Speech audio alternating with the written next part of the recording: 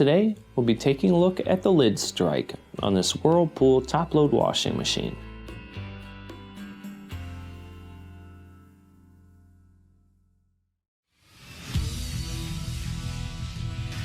Be sure to visit ApplianceVideo.com, where you will find thousands of repair videos on the latest technology.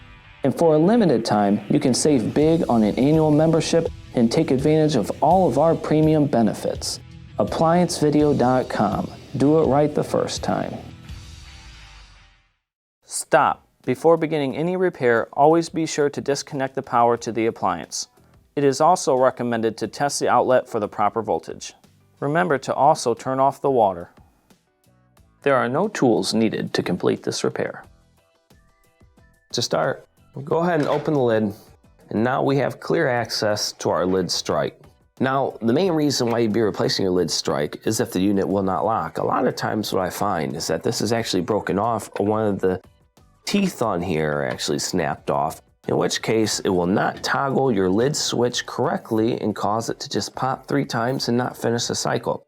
So if this is the case, it will need to be replaced. And in order to replace it, you will gently grab around the side and twist. And pop it out and set it to the side. When installing a new strike, we twisted counterclockwise to remove it.